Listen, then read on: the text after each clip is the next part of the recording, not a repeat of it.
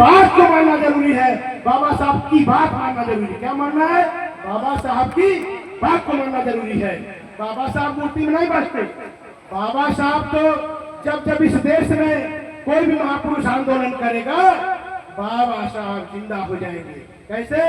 आप जानते हैं 6 दिसंबर 1956 को बाबा साहब इस दुनिया से चले गए, तो बाबा साहब को दफना दिया गया।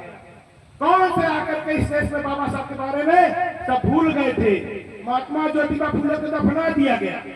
और एक हमारे कुर्मी राजा छत्रपति शिवाजी महाराज थे, उनको इतना गड्ढे में दफना दिया था मनुवादियों ने, जिनका तिलक बाएं पैर से किए हैं। आजकल 2 लोग को राजा बनाए हैं, एक महाराणा प्रताप को, एक छत्रपति शिवाजी महाराज को। मजबूरी है। और मैं उस समाज के लोगों से कहना चाहता हूँ कि ये दलितों ने, जिस दलित के जाने में मंदिर का अपमान हो जाता है, ये दलित ही साथ में गए तो एक को पत्नी और सिंहासन मिला, और एक को था दलित खड़े हुए महाराणा प्रताप के साथ, तो महाराणा प्रताप जो घास की रोटी खाता था उसको ये किसने दिया? ये देश के दलितों ने दिया। क्षमता थी, कितने छत्री, कितने मनुवादी लड़ने गए थे, कोई नहीं गया था।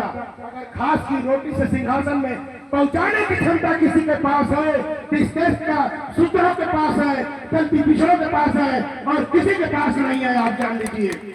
और हम लोग जब किसी को कुर्सी पे बैठा सकते हैं, तो कुर्सी पे बाबा साहब ने जो वोट का अधिकार दिया है, तो कुर्सी पे बैठाने के लिए दिया है क्या? चाहे अपनी दीवारों पे लिख दो, बाबा साहब ने कहा है कि हम इस देश में शासक बनने के लिए पैदा हुए हैं, गुलाम बनने के लिए नहीं। अपनी दीवारों पर जाके लिख दो।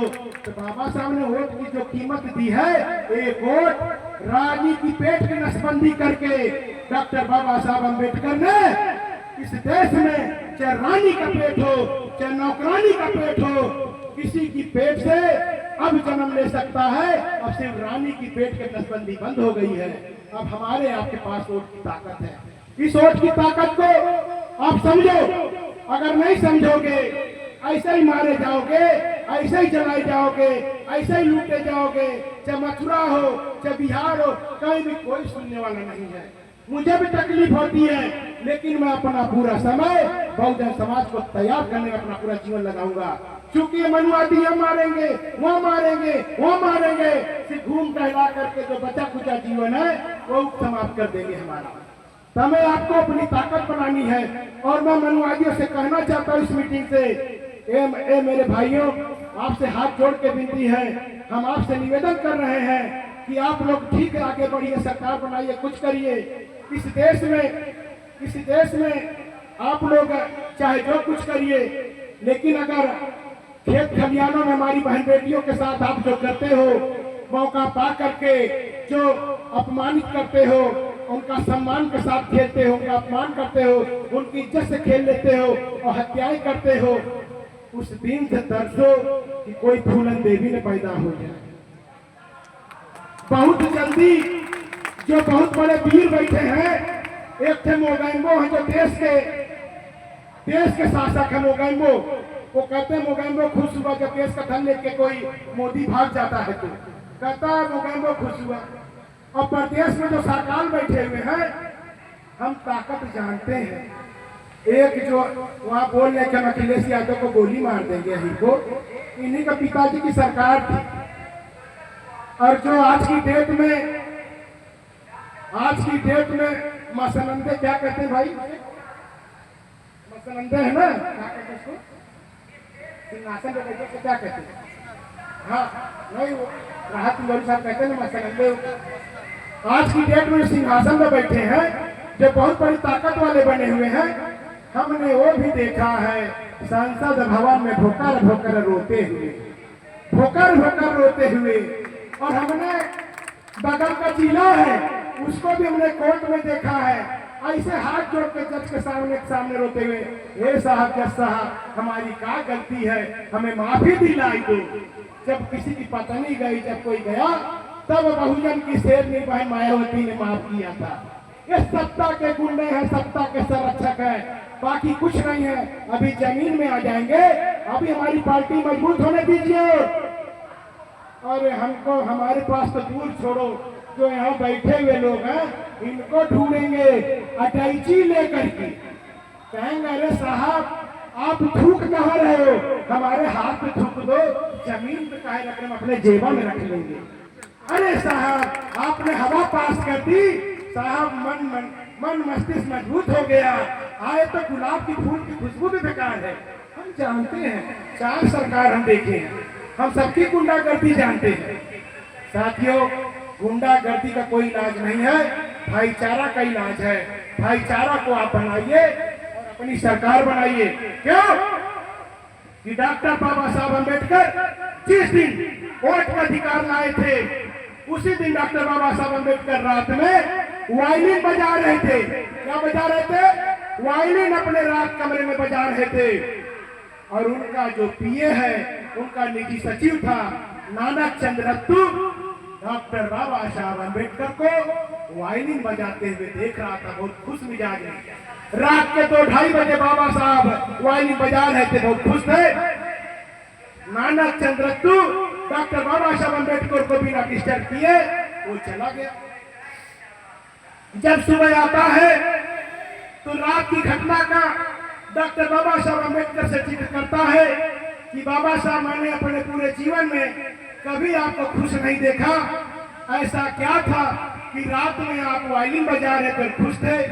तो बाबा साहब ने कहा कल से सारे राजा सड़क पर आ जाएंगे। क्या कहा?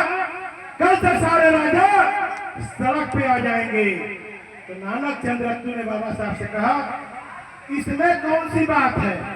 तो बाबा साहब ने कहा कि और सड़क पे सारे लोग राजा की जगह ले लेंगे, इसीलिए मैं खुश हूं। ये उस दिन की बात है जिस दिन बाबा साहब हमारे आपके लिए वोट का अधिकार लेके आए थे, हथियार लेके आए थे। इस हथियार को इस देश में तो इंदिरा गांधी ने बहुत अच्छे से प्रयोग किया।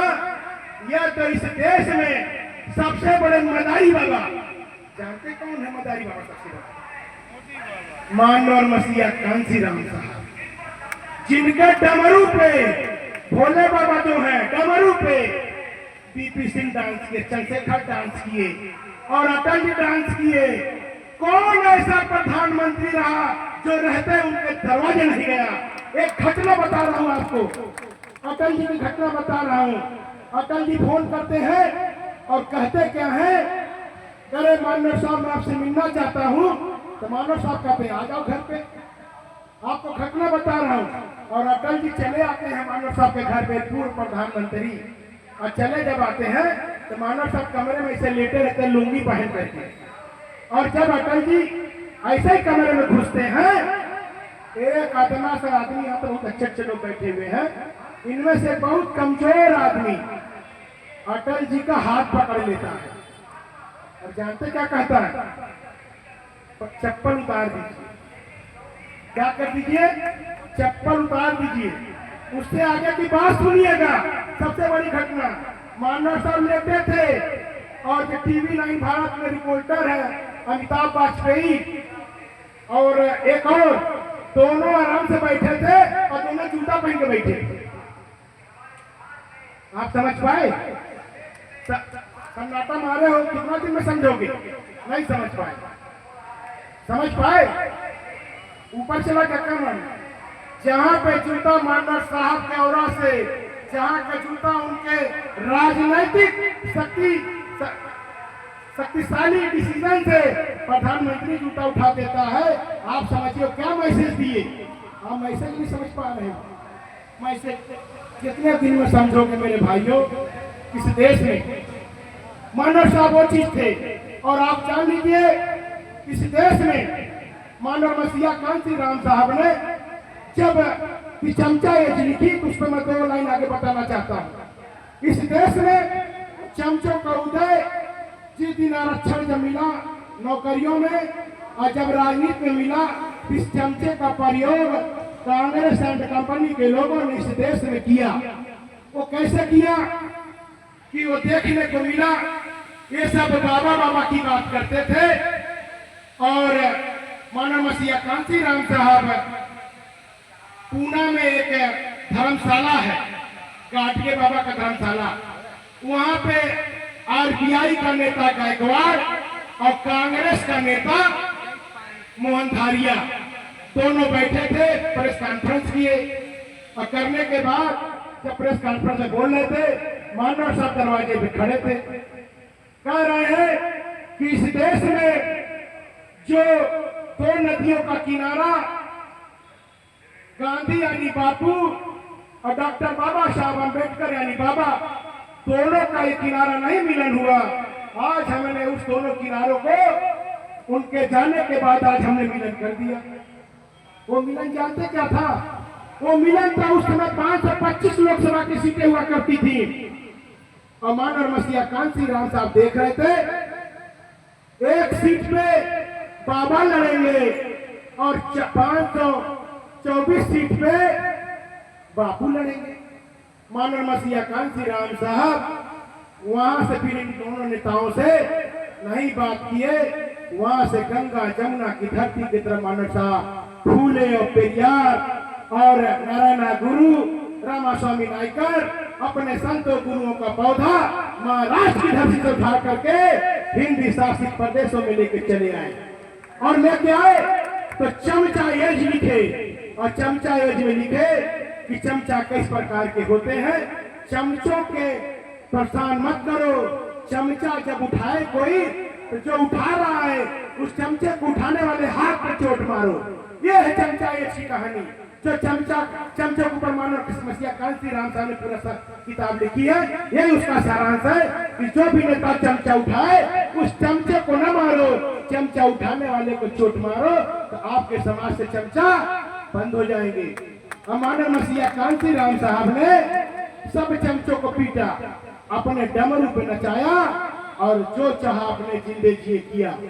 और इस देश में मैंने सीख ली, उन्होंने शादी ब्याह नहीं किया और कुछ नहीं किया, पूरा समाज इस देश में अपने लिए अपने पूरे जीवन में शादी ब्याह नहीं किया। 3/6 की जमीन अपने ने नहीं रखा, किसी में विश्व के बैंक में एक नोट उनके नाम पे नहीं है। और इलाहाबाद की धरती के रहने वाले हम लोग धन्य हैं। यहीं से राजापुर से मानव मसीहा कांसी राम साहब ने इन्हीं सड़कों से चलते हुए नारा दिया था, एक वोट एक नोट का नारा दिया था। ये है साहब का चमत्कार और उससे इतनी बड़ी शक्ति पैदा की और चमचों को जवाब दिया। जो चमचे कहते थे कि बाबा का नाम लेना तो सही है, बाबा साहब की विचारधारा पर चलना तो सही है, लेकिन बाबा साहब की विचारधारा से हम MP MLA नहीं बन सकते। हम क्या बन सकते? तो जो टिकट मानव साहब ने पार्टी बनाई, उस पार्टी का टिकट जब मानव साहब 84 में दिए तो वो टिकट सिर्फ प्रयागराज स्टेशन तक पे प्लेटफॉर्म का टिकट था। वो टिकट लखनऊ दिल्ली का नहीं था। लेकिन 84 के बाद 5 साल बाद 89 में वही टिकट मानव साहब ने इस देश में बहुजन समाज को तैयार कर दिया।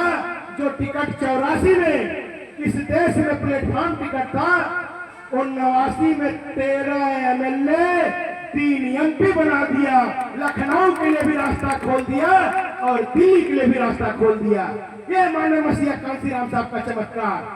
और जो हाथी 25-30 साल में जवान होता है, उत्तर प्रदेश की धरती में जब 84 में पार्टी बनी, मात्र 11 साल में हाथी को जवान करके बहन जी को मुख्यमंत्री बना दिया उत्तर प्रदेश में। यह साहब का चमत्कार था। साहब जैसा न भूतो न भविष्य हो सकता। साथियों, साहब ने जिस विश्वास से पार्टी की जिम्मेदारी उन्हें देके गई, उस विश्वास के साथ धोखा हो गया, तो धोखा हो गया। और हमें भी पार्टी छोड़ करके 35 साल के बाद और एक 36-37 साल के युवा मास्टर के बेटा जो संघर्ष जिनका देखते रहे, जितनी उनकी उम्र उतना हमारा संघर्ष, हमने अपने संघर्षों को उनके पीछे लगा देने का काम किया। क्यों? कि हमारे पास भी कोई विकल्प नहीं था। अब मैं आपको ईमानदारी से बताना चाहता हूँ, राजनीति नहीं, सब अपने समाज के लोग बैठे हुए। बहुजन समाज जैसी पार्टी और मानव मसीहा कांसी राम साहब जैसा नेता अब नहीं पैदा हुआ। लेकिन भूखमरी तो मारोगे नहीं भाई।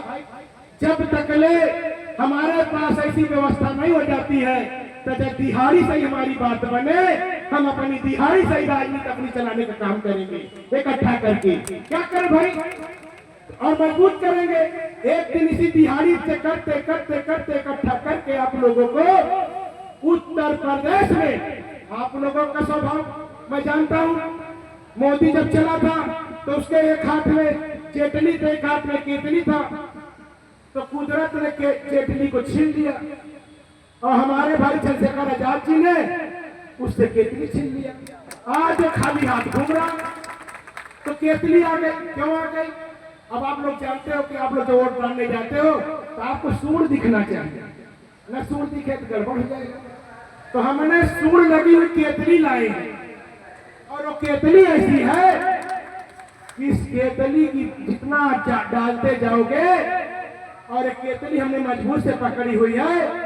और जो समुद्र मंथन इन मनुवादियों ने किया था, जो देवता राहु को कहते हैं, समुद्र मंथन किया, कौन सा पर्वत रखा, शेषनाग आए और उसमें से कहे कि जो भी रतन निकलेगा उस समय देवता और राक्षस आपस में बराबर का बांटेंगे। और साथियों, जब बराबर से बांटने की बात आई तो विष्णु भगवान स्त्री का रूप धारण कर लिए, और जब देखे इधर इन लोग को दारू देने लगे, उधर उन लोगों को अमृत देने लगे, तो जो इन लोगों ने लिखा है मैं उस पर नहीं कहना चाहता, राहु होशियार था, वो अमृत पान कर लिया, और जब अमृत पान कर लिया तो उसका गला काट दिया। वो जिंदा रहा, इनके कथनानुसार वो आज जिंदा है। तो साथियों, ये उनके हाथ में व्यवस्था थी कि सोमनाथ जिसको अमृत दिए। आज आप लोग चिंता मत करो, आज अमृत केतली के अंदर है, आज बहुजन समाज को अमृत मिलेगा। अब इनके हाथ में नहीं है, अब एक छल कपट अब हमसे नहीं कर पाएंगे। और वो अमृत जितना आप वोट डालोगे उतना अमृत बढ़ता जाएगा, और उस अमृत से सभासद पैदा होगा, उस अमृत से जिला पंचायत पैदा होगा, ब्लॉक प्रमुख पैदा होगा, जिला पंचायत अध्यक्ष पैदा होगा, और विधायक पैदा होगा, सांसद पैदा होगा। आप लोग जानते हैं, आप लोगों ने 4 बार उत्तर प्रदेश सरकार बनाई बहुजन समाज की। किसी की माई के दूध पिलाया था, शेड्यूल कास्ट बैकवर्ड की या माइनॉरिटी के किसी बहन बेटी की इज्जत लुटते देखे हो? बहन जी की सरकार में बता दो, एक किस्सा बता दो। ये जितने गुंडे थे अपनी गुंडागर्दी की लंगोट टांग के अपने बीबी के कमरे में या तो नेपाल भाग गए थे या तो जेल के अंदर चले गए थे। ये किसने करके दिखाया?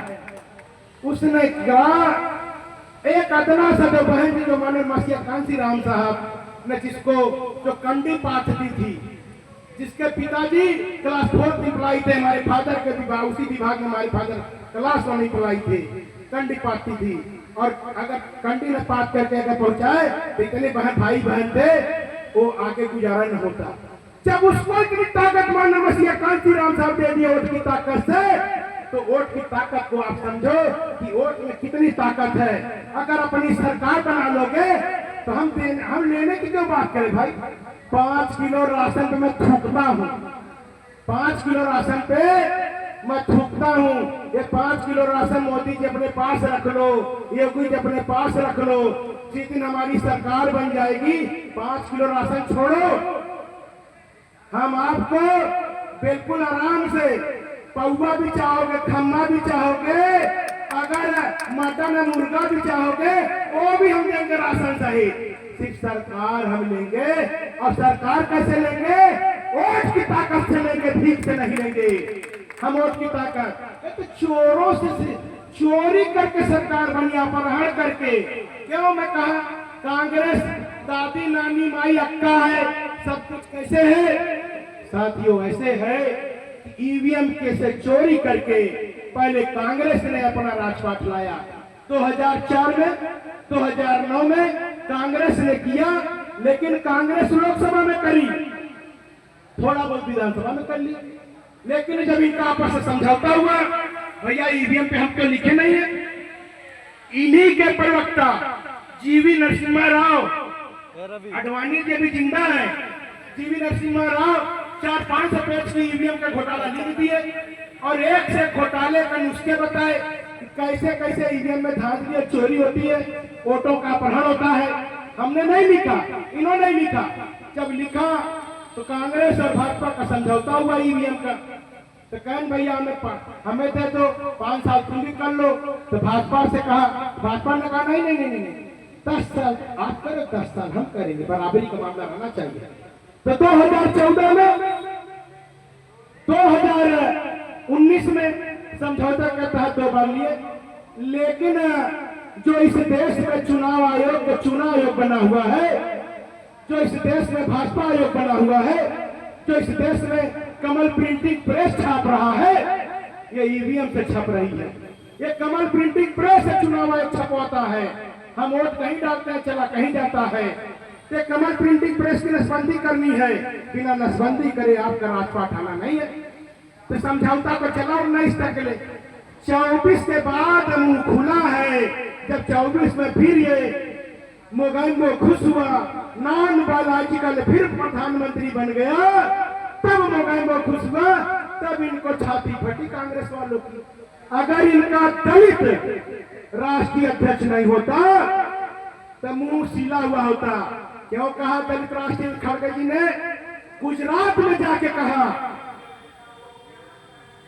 कोई दिक्कत नहीं यार, परमिशन में अपने आप में। गुजरात में जाकर के अभी अधिवेशन लोगों ने किया और अधिवेशन करने के बाद अधिवेशन करने के बाद खड़गे कौन, एक दलित राष्ट्रीय अध्यक्ष कांग्रेस का कहता ईवीएम फ्रॉड है, अगर सही है तो मैं जेल में डाल दो। साथियों ईवीएम पे जब बात करो तो मैं कोर्ट के बगल में बैठा हुआ, कोर्ट भी आराम से नहीं सुनती, सुप्रीम कोर्ट भी नहीं सुनती। मैं 2017 के घटना बता रहा हूँ। माननीय सुप्रीम कोर्ट की मैं बहुत सम्मान करता हूँ। सुप्रीम कोर्ट ने एक फैसला दिया, जब हम बसपा में रहते थे तो वहाँ हर जातिवार सम्मेलन होने लगा। तो जब ब्राह्मण उस पार्टी में सम्मेलन करने लगे तो सब ब्राह्मण सुप्रीम कोर्ट चले गए, पीआईएल दाखिल कर लेते हैं। तो उसमें सुप्रीम कोर्ट ने एक टिप्पणी करी कि भाई देखो राजनीति करो, लेकिन राजनीति में धर्म और जाति का प्रयोग मत करो। जानते क्यों कहा? तुरंत वो भी जग जाती है, कोर्टें भी जग जाती हैं। क्यों? कोर्टों में बैठे हुए लोग कैसे हैं, आपसे ज्यादा छिपा हुआ नहीं है। और जाति धर्म का प्रयोग मत करो। मैं उस समय 17 में बोला था कि जिस देश में 3 साल का बच्चा अपना नाम नहीं जानता, जब एडमिशन कराना जाता है तो उसको कास्ट सर्टिफिकेट बनवानी पड़ती है। बनवानी पड़ती नहीं पड़ती है। जिस देश में नौकरी और छोकरी बिना जाति बताए नहीं मिलती, उस देश में जात का प्रयोग मत करो। क्यों?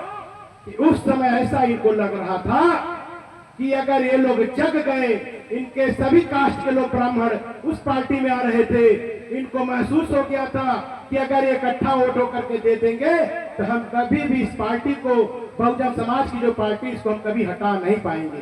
किसने टिप्पणी किया? क्योंकि सरकार राजपाट की बात आती है। मैं तो सुप्रीम कोर्ट माननीय न्यायालय का सम्मान करते हुए एक लाइन आगे की बात करता हूँ। हे प्रभु, हे देवता, हे चीफ जस्टिस ऑफ इंडिया, आपका प्रचरण छू करके मैं आपसे निवेदन के साथ कहना चाहता हूँ कि अपनी बात पे अमल करते हुए कानून बना दो कि जिस देश में दुकानें चल रही जाति आधारित, जिस देश में कोई दुकान देख लो, परनवाल मिष्ठान, मिश्रा क्या नाम है, मेडिकल स्टोर, तमाम जाति आधारित दुकानें चल रही है, बिना जाति बताए नौकरी नहीं मिल रही है। इस देश में आप टेम्परेरी व्यवस्था क्यों कर रहे हो? परमानेंट व्यवस्था कर दो, जातिता खत्म करके। इससे तो हमसे ज्यादा भला किसका हो सकता है? आप कर दो ना। सिर्फ टेम्परेरी व्यवस्था ये लोग करते हैं। कौन सी करते हैं? टेम्परेरी व्यवस्था करते हैं। सम्मानित साथियों, ये परमानेंट इलाज नहीं करना चाहते। परमानेंट इलाज तो आजाद समाज पार्टी करेगी जब सरकार में आएगी, और हम लोग सरकार में बहुत जल्दी आएंगे, क्योंकि जब एक बार खून मुंह में लग गया है दलितों पिछड़ों को राजा बनने का, तो अब वो रंग नहीं बनेंगे, राजा से नीचा कोई भी दलित समझौता नहीं करेगा। अब लग गया है मुंह में खून, बहुत दिन तक बर्दाश्त नहीं करेंगे। और कोई भी दलित बर्दाश्त नहीं कर रहा। ये तो ईवीएम से अपहरण करके अपनी सरकार बनाए हुए हैं।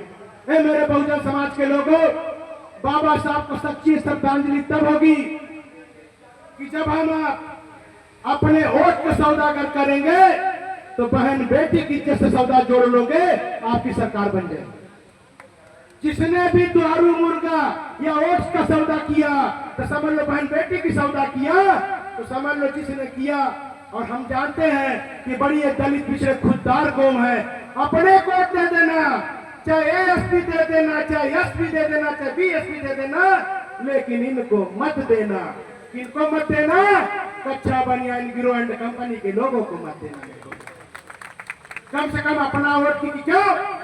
जब लाल कृष्ण आडवाणी अभी जिंदा है, जब हरियाणा में कह सकता है कि अपना वोट या तो हमें दो भाजपा को, या तो कांग्रेस को दो। अगर किसी पार्टी को दोगे, इन दलितों पिछड़ों के तो वोट खराब कर लोगे। तो जब तुम्हारा वोट हमका देव खराब होता है, तो हमारा वोट तुम्हारे देव ना खराब हुई। तो वही तो बुद्धि दिया हमें है भाई। ये अटल जी तो कह रहे कि ये मुलायम और कांसी राम मुझे दिल में कांटे की तरह चुभते हैं, मैं कांटे से कांटा निकाल रहा हूं, यही तो कहे थे। तो जब भी कांटे से कांटा निकाल सकते हैं, तो क्या हमारे पास हाथ नहीं है? हम और कांटे से कांटा निकाल के फेंक देंगे। तो साथियों, तैयारी कर लो मजबूती से। भीम आर्मी, जब मैं इस पार्टी में आया था 20 आदमी नहीं मिलते थे, 20 आदमी मुझे नहीं मिलते थे। आज ये पार्टी ईमानदारी की बात कर रहे हैं। चाहे गुरांव की धरती हो, चाहे करछला की धरती हो, चाहे मेजा की धरती हो, चाहे फूलपुर की धरती हो, चाहे प्रतापपुर की धरती हो, चाहे सोराव की धरती हो, चाहे कौशाम्बी हो, चाहे फतेहपुर हो, एक एक 1,500 लोग बहुजन समाज के लोग आने लगे हैं। अभी मुझे कितना दिन हुआ? अभी 2 साल हुआ। और बहुत जल्दी 3 महीना के बाद इस अपने मंडल का नजर और नजारा दोनों में बदल दूंगा देखने का, 3 महीने के अंदर। और कैसे बदल दूंगा? जब मैं तनवीर अंसारी को बना रहा था महानगर अध्यक्ष, कहने रहे बेकार न बनाइए, वो ठीक चल नहीं पाएगा। क्यों? अंसारी है ना, अंसारी है, इसको मैंने बनाया, कहने बेकार है। लेकिन साथियों, ये वो अंसारी है कि जिसको लोग पीतल बता रहे थे, एक खरा 24 कैरेट सोना निकला, जो कंधे से कंधा लेकर के, जो आपके नेता मानव मसीहा कांसी राम साहब अटाला से मीटिंग छोड़कर चले गए थे। आज उस अटाला में तनवीर अंसारी ने अपने समाज और अपने लोगों को लेकर के नीला झंडा गाड़ दिया अटाला के रोशनबाग की धरती पे। आज वहां समाज पार्टी चल रही है। और ये वो खरा सोना है कि चाहे मेरी ताप बर्दाश्त करता है, चाहे मैं जितना भी इसको कुछ भी बोलूं डांटू, ये एक पैर पे खड़ा रहता है। रात भर खड़ा होकर के झंडा डंडा से बांधने का काम, चाहे जमीन में बैठा दो, चाहे जहां बैठा दो। आज जब से आप लोग देख रहे होंगे, ये वहां जा करके सब लोगों को बता रहा था। मैं तनवीर अंसारी से इस मंच से कहूंगा, अगर मेरी राजनीति में मेरा कद बढ़ा या मैं कुछ भी ताकतवर बना, तनवीर अंसारी मैं विधानसभा में मैं लेकर चलूंगा। अगर न ले जा पाया तो मैं असल बाप का औलाद नहीं। मेरा ये वादा है, अगर मुझे ताकत मिली कि जान लेना, इस प्रदेश में मैं आपकी आवाज बन के आपकी आवाज काम करूंगा। इस देश में मेरे मंच बैठे हुए, चाहे वो जिला अध्यक्ष भाई साहिद अख्तर खान हो, चाहे दिनेश चौधरी हो, और मेरे साथ लंबे समय से मेरे पढ़ाई लिखाई लोग, चाहे दिनेश पाल हो, चाहे ब्रजेश यादव हो, चाहे ब्रजेश अरोड़ हो, और अभी 1 महीना से पार्टी में जुड़ के काम कर रहे थे, चाहे नागेंद्र कुमार पटेल हो, चाहे आदिवासी कोल नरेंद्र कोल हो, चाहे कमलेश हो, और चाहे मानव कांसी राम साहब के चुनाव में बढ़ चढ़ करके हिस्सा लेने वाले चाहे भोला पटेल हो, चाहे इस मंडल के संयोजक लीगल सेल के बहुत सम्मानित भाई दिनेश पाल हो। ये सम्मानित साथियों है, मेरे वीरों, तुम लोग सिर्फ सीना तान के खड़े रहना। अनिल गौतम जरा सा भी आंधी तूफान से सब चीज से बचा लेगा। तुम सिर्फ हमारे साथ खड़े रहना। जो राजनीति में चाहोगे वो राजनीति में अपनी इच्छाएं आप कर लेना, प्राप्त कर लोगे, लेकिन ईमानदारी से रहना, महापुरुष के बताए हुए रास्ते पर रहना, धोखा मत करना। अगर ईमानदारी से रहे, हमको कुछ नहीं चाहिए। हम उधर मेरे जीवन का एक सपना है कि अगर एक पार्टी का सूर्यास्त हो गया तो आजाद समाज पार्टी का सूर्योदय हुआ है। ये सूर्योदय अब लखनऊ और दिल्ली के लाल किला में झंडा फहरा के हम लोग मानेंगे। अनिल गौतम जिंदाबाद, जिंदाबाद, जिंदाबाद। अनिल गौतम जिंदाबाद, जिंदाबाद, जिंदाबाद। भाई शेखर भाई जिंदाबाद, जिंदाबाद, जिंदाबाद। भीम आर्मी जिंदाबाद, जिंदाबाद, जिंदाबाद। भीम आर्मी जिंदाबाद, जिंदाबाद, जिंदाबाद। है मेरे बहुजन समाज के लोगों, मैं जान लो इस कांटे को चुना हूं। मेरे पास आरएसएस का प्रमुख है, प्रांत प्रमुख आया, 2.5 घंटा मेरे पास बैठा तो नाम बता दूं और प्रांत प्रमुख से जाके पूछ लेना। 2.5 घंटा 2014 में मुझे लोकसभा टिकट दे रहा था, 17 में विधानसभा में बुलाया, और जब मैं बसपा से इस्तीफा दे दिया, उसे जब पता चला उन्हें, तो मेरे पास अचानक चले आए और 2.5 घंटा मेरे यहाँ बैठे थे। मुझे तमाम कस्में वादे कहे, हमने उनको जानते का समझा के भेजा। वो उस दिन की बात है, हफ्ता भर पहले आए थे, हमसे पूछे उत्तर प्रदेश में 2 दलित राज्यसभा में जाना, 2 में से एक चयन होना है, किसका करें?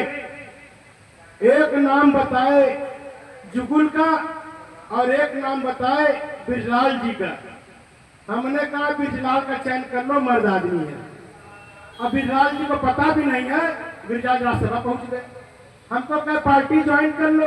अरे हम कहे आपकी पार्टी का हाल वो होने जा रहा है कि जौन पार्टी का ईवीएम से पैदा हुई है, जिस दिन ये पार्टी की ईवीएम हटेगी या कुछ होगा, आपके पार्टी का झंडा जो लगा के जाएगा, घुसेगा मोहल्ले से तो जरूर, लेकिन मोहल्ला पारण पर पाएगा, गाड़ी को पता चले ना, गाड़ी बैठने वाले को पता चलेगा। हम ऐसी पार्टी में कहे आए? और जब हम 35 साल अपने जीवन का सौदा नहीं किए, तो अब जाने में काहे बदे हम ऐसा मुंह जूठा करें? अब हम क्यों जूठा करें? अगर कुछ भी तो दिक्कत होगी तो यहाँ बैठे हुए मुगलिया सल्तनत, शाहिद अख्तर खान, यहाँ हमारा समाज बैठा हुआ, देखेंगे कुछ ऐसी दिक्कत हुई तो सम्मानित साथियों, जब सौदा नहीं किया गया तो हमने उनको एक चीज और बताया। आज जिसका नाम बहुत सुना होगा ना, संजय जोशी, हमने कहा उनको जाओ अपनी पार्टी बचाना है तो संजय जोशी को राष्ट्रीय अध्यक्ष बना दो। आज संजय जोशी हमारे बताए पे लंबा चर्चा पे चल रहा है, दोनों ज्ञान दिया उनको। अच्छा, कोई हमने उनसे हाथ जोड़ लिया कि आप आए हमारे घर पे, आप हमारे शुभचिंतक रहे, धन्यवाद। लेकिन मानव मसीहा कांति राम साहब अपने भाषणों में कहा करते थे कि इस देश में एमपी एमएलए बनना जरूरी है कि मूवमेंट चलाना जरूरी है। तो लोग एमपी एमएलए जिनको बनना होगा जहां चाहे बन ले, लेकिन अनिल गौतम को मूवमेंट चलाना जरूरी है। हम मूवमेंट के साथ जुड़ेंगे और इसी मूवमेंट से फिर नई खेती तैयार करेंगे, फसल पैदा करेंगे। देखते कैसे सभासद, पार्षद, कैसे जिला पंचायत, मेयर, कैसे हमारा मुख्यमंत्री प्रधानमंत्री नहीं बनता। अरे वोट की ताकत तो आपके पास है। क्या है? वोट की ताकत तो आपके पास है। तो वोट वालों की सरकार बनेगी कि बिना वोट वालों की? देश तो बोलो भाई, वोट वालों की। ये सामने बैठे हमारे सरकार भी राजनीतिक भाई बैठे, और मैंने इनको नहीं बुलाया, ये अपने पूरे समाज के लोगों के लिए कह रहे हैं कि आजाद समाज पार्टी भीम आर्मी पूरे बहुजन समाज की आवाज बढ़ी हुई है, और ये मुझसे 2-3 महीना से कंटिन्यू जुड़े हुए हैं गरम दल बल के साथ। और मैंने इनको नंबर भी नहीं था, मैंने बुलाया नहीं, आज फिर चले आए हैं। कह रहे हमारा पूरा समाज आजाद समाज पार्टी के साथ रहेगा। अगर ये समाज रहेंगे तो आपका भी हम सम्मान, पूरी ईमानदारी से आपके साथ हम खड़े रहेंगे। जो हमसे बन पड़ेगा हम आपके साथ भी, आपके समाज के साथ भी हम खड़े रहेंगे। मेरे बहुजन समाज के लोगों, बहुत लंबा नहीं, मैं अपनी बात अब अंतिम समय तक आ रहा हूँ, लेकिन बात को मैं समाप्त करूँ उससे पहले मैं बाबा साहब के सम्मान में, जिनकी जयंती के लिए हम लोग बैठे हैं, इधर गरम गरम जलेबी और पूरी गरम गरम और सब्जी, छोला, जो भी तमाम चीजें हैं, ये बाबा साहब के जयंती का ये प्रसाद है। इसको ग्रहण करके सब लोग चलेंगे, हम लोग मिल बांट के खा चलेंगे साथ में, तभी जाना है। ये खाक चलना नहीं किसके लिए बनवाया गया? आपके लिए ना। तो ये सम्मान के साथ हम लोग खाएंगे और चलेंगे। मैं कहना चाहता हूं बाबा साहब के बारे में कि मैंने अपनी रफ्तार से राह के कांटे जला डाले। किसी ने कहा है, वो बाबा साहब पे पड़ता है, मैंने अपनी रफ्तार से राह के कांटे जला डाले, मुसाफिरों पे मेरा एहसान है कि नहीं? बाबा साहब का एहसान आज तक पर। बाबा साहब के बारे में क्या कहें साथियों? मार्ग मुक्त का गढ़ना होगा, जीना है तो लड़ना होगा। लड़ोगे कि नहीं लड़ोगे? बिल्कुल, हम पीठ नहीं दिखाएंगे किसी को। और बाबा साहब के सम्मान में 2 लाइन में कहूंगा, धरा पर जब तक रहेगा जीवन, धरा पे जब तक जीवन रहेगा, नहीं हो सकता तेरा मरण। धरा पर जब तक जीवन रहेगा, नहीं हो सकता तेरा मरण। संघर्ष करेगा जब जब बहुजन, जाग उठेगा तेरा जीवन, जाग उठेगा तेरा जीवन। बहुजन समाज के लोगों, मैं अपनी वाणी को विराम देता हूं, लेकिन अपने संगठन के साथियों को कहना चाहता हूं, ताकत लगा दो, तुम वीर हो। हमारे पूर्वज बहुत वीर थे, हम लोग कभी कायर नहीं थे। और हमारे खून को मत ललकारो।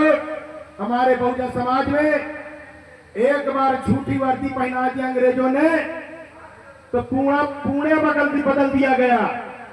और एक बार असला फूलन देवी उठा ली तो बीपी सिंह जी और का नाम है, हेलो, बीपी सिंह जी और 2 छतरी लग करके समझौता में उसको जेल भिजवाए तक ट्रांसफर कराए।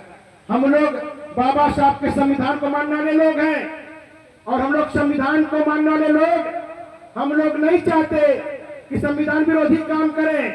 हम लोग भाईचारा बनाकर रहना चाहते हैं।